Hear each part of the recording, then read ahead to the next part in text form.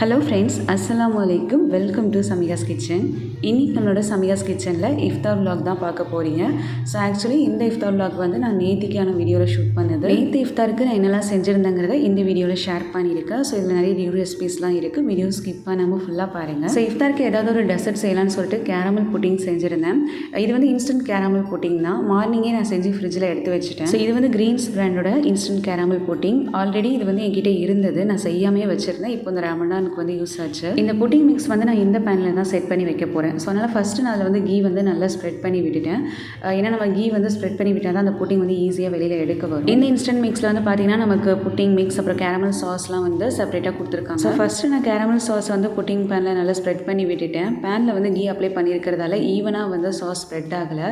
So நம்ம வந்து சூடாக அந்த புட்டிங் மிக்ஸை ரெடி பண்ணி ஊற்றும் போது வந்து பார்த்திங்கன்னா அந்த கேரமல் சாஸ் ஈவனாக அந்த புட்டிங்கில் ஸ்ப்ரெட் ஆகிடும். ஸோ ஃபைனல் அவுட்புட் வந்து நமக்கு நல்லாவே வந்துடும்.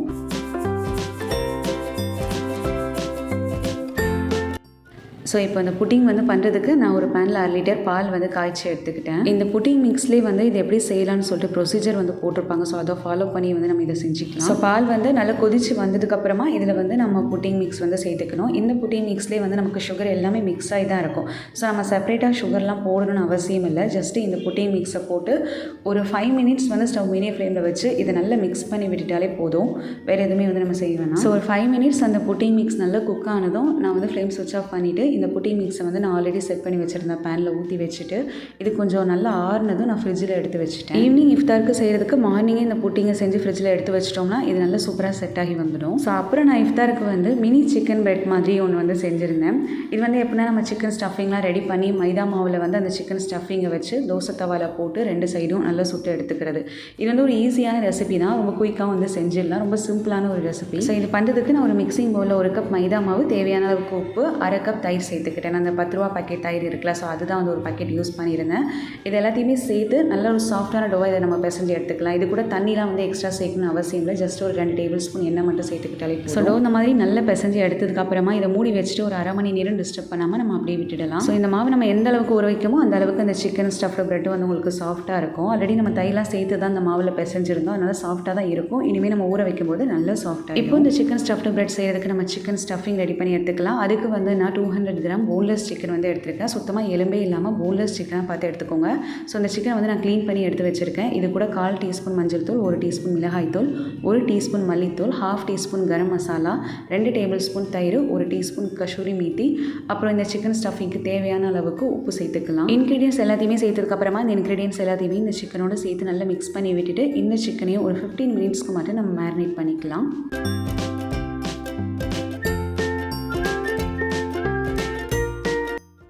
ஸோ எல்லா இன்க்ரீடியன்ஸுமே சேர்த்து நான் அந்த மாதிரி மிக்ஸ் பண்ணி விட்டதுக்கப்புறமா இதையும் வந்து மூடி வச்சுட்டு ஒரு 15 நிமிஷம் டிஸ்டர்ப் பண்ணாமல் அப்படியே விட்டுட்டு நான் இந்த சிக்கன் ஸ்டஃப்டு பிரெட் செய்கிறதுக்கு சிக்கன் மேரினேட்லாம் பண்ணி வச்சதுக்கப்புறமா இன்னொரு ரெசிபி ஈரானி சிக்கன் போல செஞ்சுருந்தேன். ஸோ அதுக்கும் நம்ம சிக்கன் மேரினேட் பண்ணுற மாதிரி இருக்கும்.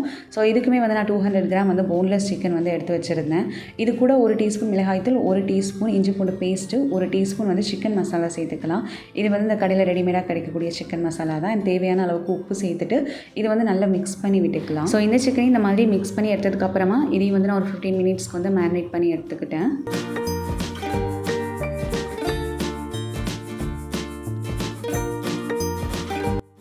அப்புறம் நான் சிக்கன் ஸ்டஃப்டு பிரெட் செய்கிறதுக்கு சிக்கன் மேரினேட் பண்ணி 15 மினிட்ஸ் ஆனதால் அந்த சிக்கனை நான் குக் பண்ணி எடுத்துக்கிட்டேன். இந்த சிக்கனை குக் பண்ணுறதுக்கு ஒரு பேனில் 2 டேபிள் ஸ்பூன் எண்ணெய் சூடு பண்ணிவிட்டு மேரினேட் பண்ணி வச்சுருக்கிற சிக்கனை எண்ணெயில் சேர்த்துட்டு லோ ஃப்ளேமில் இது ஒரு 10 மினிட்ஸ் இந்த சிக்கனை நான் நல்லா குக் பண்ணி எடுத்துக்கிட்டேன். இந்த சிக்கன் குக் பண்ணுறதுக்கு அந்த சிக்கன்லேருந்தே தண்ணி கொஞ்சம் விடும். அதனால் நான் எக்ஸ்ட்ரா தண்ணிலாம் சேர்க்கல. அப்படியே இந்த சிக்கனை எண்ணெயில் போட்டு லோ ஃப்ளேமில் இதை மூடி வச்சு ஒரு 10 மினிட்ஸ் வந்து நான் குக் பண்ணி எடுத்துக்கிட்டேன். இந்த சிக்கனை வந்து நம்ம அப்பப்போ வந்து கிளறி விட்டுக்கணும். அப்போ தான் அடி பிடிக்காமல் இருக்கும்.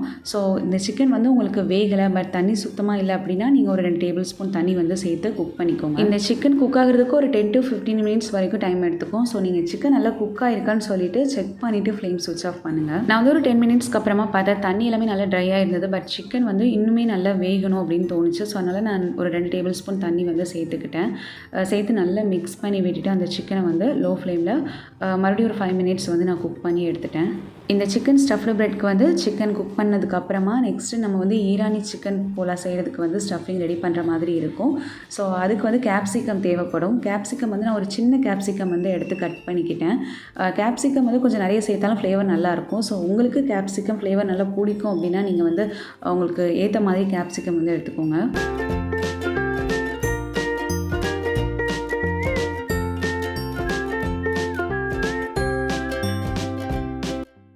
ஸோ இப்போ நமக்கு சிக்கன் ஸ்டஃப்டு பிரெட் செய்யறதுக்கான சிக்கன் வந்து குக் பண்ணி எடுத்தாச்சு. ஸோ பாருங்கள் நல்லா ட்ரை ஆகி வந்திருக்கு. தண்ணிலாம் எதுவுமே இல்லை. சிக்கனும் நல்லா குக் ஆகிருக்கு. ஸோ ஸ்டஃப்டு பிரெட் செய்கிறதுக்கு வந்து இந்த அளவுக்கு சிக்கன் ட்ரை ஆகி இருக்கணும்.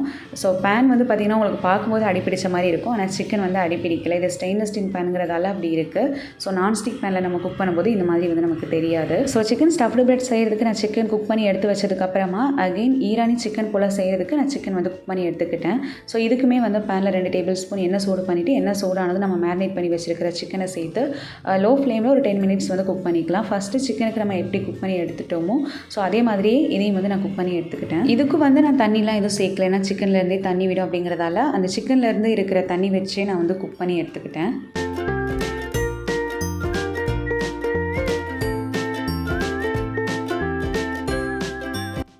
ஸோ இந்த சிக்கனும் நல்லா ட்ரை ஆகி ஒரு 10 மினிட்ஸ் நல்லா குக் ஆனதும் இந்த சிக்கனை வந்து நான் தனியாக எடுத்து வச்சுட்டேன். அப்புறம் சேம் அதே பேனில் 1 டீஸ்பூன் மட்டும் எண்ணெய் சேர்த்துட்டு இதை வந்து நான் ஒரு பெரிய வெங்காயம் வந்து சின்னதாக கட் பண்ணி வச்சுருந்தேன். ஸோ அந்த வெங்காயம் சேர்த்துட்டு அந்த வெங்காயம் வந்து கொஞ்சம் டிரான்ஸ்பரண்டாக வர வரைக்கும் வதக்கி விட்டுக்கலாம். கொஞ்சம் உப்பு வந்து சேர்த்து வதக்கி விட்டுட்டேன். ஸோ வெங்காயம் சீக்கிரம் வதங்கணும் அப்படிங்கிறதுக்காக. அப்புறம் உப்பு வந்து கொஞ்சமாகவே சேர்க்கணும். ஏன்னா நம்ம அந்த சிக்கன் மேரினேட் பண்ணும்போதே உப்பு சேர்த்துடணும். அதனால இதில் வந்து கொஞ்சமாக தான் உப்பு சேர்த்துக்கணும். ஸோ வெங்காயம் இந்த அளவுக்கு கொஞ்சம் நல்லா வதங்கினதும் இதில் 1 டீஸ்பூன் மிளகாய்த்தூள், 1/2 டீஸ்பூன் சிக்கன் மசாலா சேர்த்து நல்லா மிக்ஸ் பண்ணி விட்டுக்கலாம். ஸோ மசாலாலாம் சேர்த்து ஜஸ்ட் இந்த மாதிரி மிக்ஸ் பண்ணி விட்டதுக்கப்புறமா நம்ம ஆல்ரெடி குக் பண்ணி வச்சுருந்த சிக்கனை இதில் சேர்த்து நல்லா மிக்ஸ் பண்ணி விட்டுட்டு அப்போ நம்ம கட் பண்ணி வச்சுருந்த கேப்சிகமையும் இதோட சேர்த்து ஒரு 5 மினிட்ஸ் வந்து இந்த சிக்கனை குக் பண்ணி எடுத்து வச்சிடலாம். இது வந்து நம்ம மீடியம் ஃப்ளேம்லேயே தான் குக் பண்ணணும். தண்ணி தேவைப்பட்டால் லைட்டாக மட்டும் சேர்த்துக்கலாம்.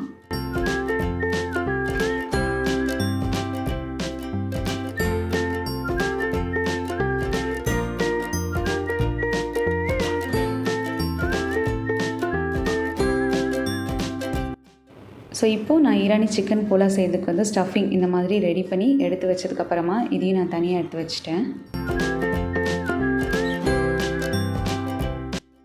அப்புறம் நான் இந்த ஈரானி சிக்கன் போலா செய்கிறதுக்கு பேட்டர் ரெடி பண்ணி எடுத்துக்கிட்டேன். அதுக்கு ஒரு மிக்ஸி ஜாரில் 1 கப் மைதா மாவு, 2 முட்டை, 1 கப் பால், 1/4 கப் எண்ணெய், ஒரு 1/2 டீஸ்பூன் பெப்பர் பவுடர், இதுக்கு வந்து கொஞ்சமாக வந்து தேவையான அளவுக்கு உப்பு சேர்த்துட்டு ஜார் மூடி போட்டுட்டு இதை வந்து நல்ல ஒரு ஸ்மூத்தான பேஸ்ட்டாக வந்து இதை நான் பிளெண்ட் பண்ணி எடுத்துக்கிட்டேன். இதில் வந்து நம்ம எக்ஸ்ட்ரா தண்ணிலாம் சேர்க்க வேணாம்.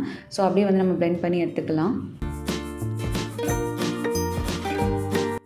இந்த சிக்கன் போலா செய்கிறதுக்கு வந்து நான்ஸ்டிக் பேன் எடுத்துக்கோங்க. நான்ஸ்டிக் பேன் தான் உங்களுக்கு ஒட்டாமல் நல்லா சூப்பராக வந்து வரும்.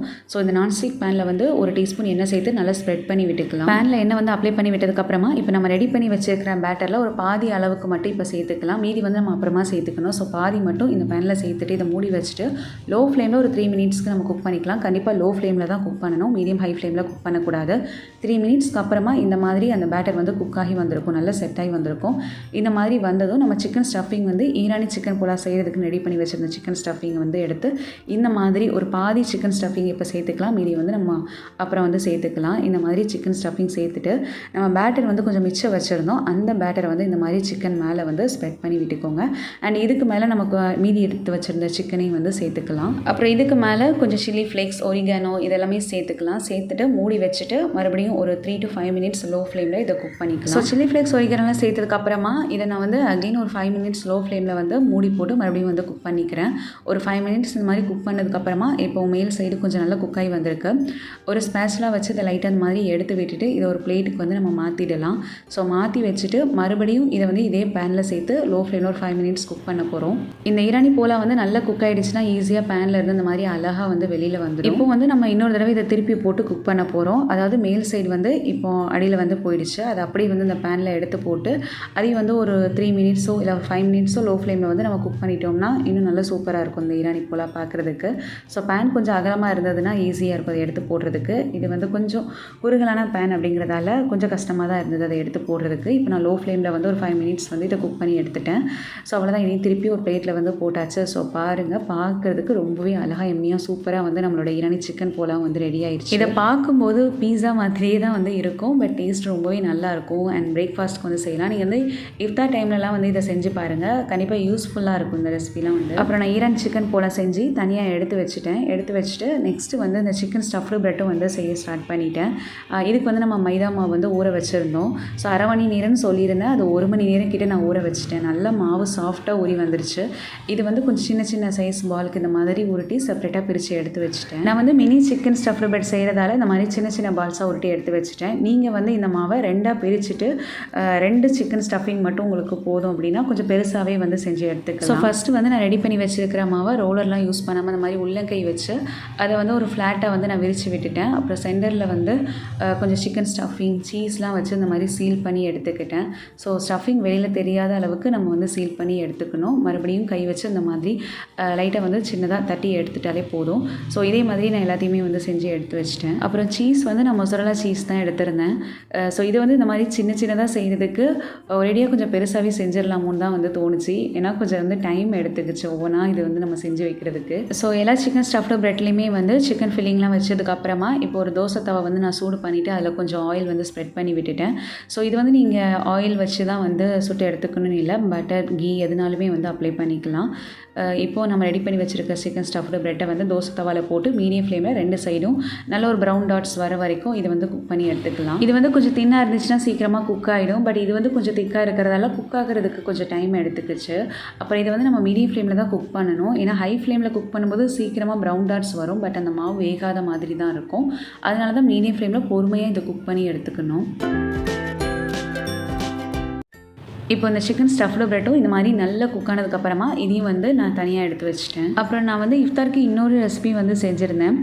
இது வந்து பார்த்திங்கன்னா ஒரு டிஃப்ரெண்ட்டான ரெசிபி தான், ஆனால் ரொம்ப டேஸ்ட்டு சூப்பராகவே வந்து வந்திருந்தது. இதுக்கு வந்து ஒரு சிக்கன் கிரேவி வந்து நம்ம ரெடி பண்ணி எடுத்துக்க போகிறோம். அதுக்கு நான் ஒரு பேனில் ஒரு டேபிள் ஸ்பூன் பட்டர் சேர்த்து அதை நல்லா மெல்ட் பண்ணி எடுத்துகிட்டு அப்புறம் இதில் கட் பண்ணி வச்சுருக்கிற ஒரு பெரிய வெங்காயம் வந்து சேர்த்து நல்லா வதக்கி விட்டுட்டேன். வெங்காயம் கொஞ்சம் சின்னதாகவே தான் வந்து கட் பண்ணி எடுத்துக்கிட்டேன். அப்புறம் வெங்காயம் கொஞ்சம் நல்லா வதங்கினதும் இதில் ஒரு டீஸ்பூன் இஞ்சி பூண்டு பேஸ்ட்டு சேர்த்துட்டு அந்த இஞ்சி பூண்டோட பச்சை வாசனை போகிற அளவுக்கு இதை வந்து நல்லா வதக்கி விட்டுக்கலாம். ஸோ இஞ்சி பூண்டோட பச்சை வாசனைலாம் போனதுக்கப்புறமா நான் இதில் வந்து 200 கிராம் போன்லெஸ் சிக்கன் சேர்த்து அதோட கலர் சேஞ்ச் ஆகிற வரைக்கும் நல்லா மிக்ஸ் பண்ணி விட்டுட்டேன். ஸோ சிக்கன் வந்து இந்த மாதிரி நல்லா சின்னதாகவே நான் கட் பண்ணி எடுத்து வச்சுருந்தேன். நம்ம இன்றைக்கி செஞ்ச ரெசிபிஸ் எல்லாத்துலேயுமே 200 கிராம் போன்லெஸ் சிக்கன் வந்து சேர்த்துருந்தோம். ஸோ 3 ரெசிபிக்கும் டோட்டலாக சேர்த்து நமக்கு 600 கிராம் போன்லெஸ் சிக்கன் வந்து தேவைப்படும். இப்போ சிக்கனோட கலர் இந்த அளவுக்கு நல்லா சேஞ்ச் ஆகி வந்ததும் இதில் 1 டீஸ்பூன் மிளகாய்த்தூள், 1 டீஸ்பூன் மல்லித்தூள், 1/2 டீஸ்பூன் ஜீரகத்தூள், தேவையான அளவுக்கு உப்பு சேர்த்து நல்லா வந்து மிக்ஸ் பண்ணி விட்டுக்கலாம்.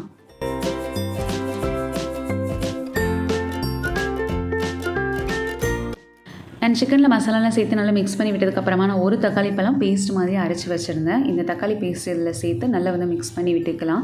கொஞ்சம் நேரம் நான் மூடி போட்டு குக் பண்ணேன். அப்போ தான் தக்காளியோட பச்சை வாசனையெல்லாம் போய் தக்காளி வந்து சீக்கிரமாக குக் ஆகி வரணும் அப்படிங்கிறதுக்காக. ஸோ தக்காளியோட பச்சை வாசனையெல்லாம் போனதுக்கப்புறமா இதில் வந்து 1 teaspoon கஷூரி மீத்தி, 1 table spoon tomato ketchup, 1/2 teaspoon red chilli sauce வந்து சேர்த்துக்கலாம். அண்ட் 3 டேபிள் ஸ்பூன் வந்து ஃப்ரெஷ் க்ரீமும் இதில் வந்து ஆட் பண்ணிக்கணும். இந்த கிரேவியில் ஃப்ரெஷ் க்ரீம்லாம் சேர்த்து செஞ்சுருக்கிறதால இந்த கிரேவி வந்து சாப்பிடும்போது வந்து இந்த பட்டர் சிக்கன் டேஸ்ட்டில் தான் வந்து இருந்தது. இதை வந்து நம்ம ரொட்டி அதுக்கப்புறம் இந்த பரோட்டாக்கெலாம் கூட வந்து சைட் டிஷ்ஷாக வச்சு சாப்பிடலாம், ரொம்பவே நல்லாயிருக்கும். இப்போ இந்த சிக்கனை மூடி போட்டு நம்ம ஒரு 15 மினிட்ஸ்க்கு ஸ்டவ் மீடியம் ஃப்ளேமில் வச்சு குக் பண்ணிக்கலாம். அப்புறம் நான் இந்த மினி சிக்கன் பீஸா பன் செய்கிறதுக்கு நான் ஒரு பேக்கெட் வந்து பன் வாங்கியிருக்கேன். இது நார்மலாக பேக்கரியில் கிடைக்கக்கூடிய ஸ்வீட் பன் தான். அப்புறம் மொசரலா சீஸ் வந்து கொஞ்சம் எடுத்து வச்சுருக்கேன். அண்ட் அனதர் சைட் சிக்கன் நல்லா குக் ஆகி நம்மளோட கிரேவி வந்து இந்த மாதிரி நல்ல திக்காக வந்திருக்கு. ஸோ இந்த மாதிரி வந்ததும் ஃப்ளேம் ஸ்விட்ச் ஆஃப் பண்ணிவிடுங்க. நான் வந்து இந்த பன்னை அவனில் வச்சு தான் ஹீட் பண்ண போகிறேன். ஸோ அதனால் அந்த அவனில் வைக்கக்கூடிய ட்ரேயில் வந்து கொஞ்சம் பட்டர் வந்து ஸ்ப்ரெட் பண்ணி விட்டுக்கிறேன். அப்புறம் நம்ம எடுத்து வச்சிருக்கிற பன்னை வந்து இந்த மாதிரி 2 வந்து கட் பண்ணிக்கலாம். ஸோ ஒரு பன்னை இந்த மாதிரி 2 கட் பண்ணிட்டு தான் நம்ம வந்து இந்த ரெசிபி வந்து செய்ய போகிறோம்.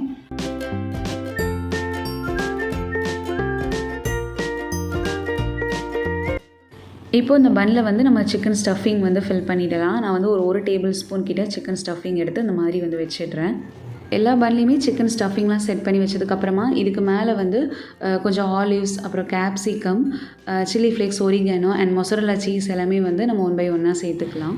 இந்த பன்னில் இருக்கக்கூடிய சீஸ் வந்து நல்லா மெல்ட் ஆகி வரணும். ஸோ அதுக்காக தான் நான் அவனில் வந்து வச்சு இதை ஹீட் பண்ணி எடுத்துக்கிறேன். நான் பேக் பண்ணலை, ஜஸ்ட் அவனை வந்து கன்வெக்ஷன் மூடில் வச்சு ஹீட் மட்டும்தான் வந்து நான் பண்ணி எடுத்துக்க போகிறேன். அவன் இல்லாதவங்க ஒரு நான்ஸ்டிக் பேன் எடுத்துகிட்டு அதில் கொஞ்சம் ஆயில் வந்து க்ரீஸ் பண்ணி விட்டுக்கோங்க. அப்புறம் அந்த பன்னை வந்து அந்த பேனில் வச்சுட்டு அதை மூடி வச்சுடுங்க. மூடி வச்சு லோ ஃப்ளேமில் ஒரு 5 மினிட்ஸ் வந்து நீங்கள் குக் பண்ணுங்கள். அதாவது அந்த சீஸ் வந்து உங்களுக்கு நல்லா மெல்ட் ஆகி வரணும். அது வரைக்கும் நீங்கள் குக் பண்ணி எடுத்துக்கோங்க. ஸோ ரொம்ப சிம்பிள் தான். அவன் இல்லைனாலும் உங்களுக்கு பிரச்சனை இல்லை, இந்த மாதிரி நீங்கள் வந்து செய்யலாம். இப்போ எல்லா இன்க்ரீடியன்ஸுமே இந்த மாதிரி செய்ததுக்கு அப்புறமா இதை வந்து நம்ம அவனில் வச்சு ஹீட் பண்ணி எடுத்துக்கலாம். கரெக்டாக ஒரு 5 மினிட்ஸ் வந்து நம்ம ஹீட் பண்ணி எடுத்துட்டாலே போதும், ரொம்ப நேரம் வைக்க வேணாம். இப்போ நான் அவனில் வந்து ஒரு 5 மினிட்ஸ் வந்து இந்த பன்னை வந்து குக் பண்ணி எடுத்துருக்கேன். ஸோ பாருங்கள், சீஸ் நல்லா மெல்ட் ஆகி நல்லா பார்க்குறதுக்கே ரொம்ப அழகாக வந்திருக்கு. ஸோ அந்த பன்னை வந்து கையில் எடுக்கும் போதே அவ்வளோ சாஃப்டாக இருந்தது. இது வந்து செய்கிறதுக்கு கொஞ்சம் பீஸா மெத்தட்லேயே இருந்ததால் நான் இதை பீஸா பன்னுன்னு சொல்லி வச்சுட்டேன்.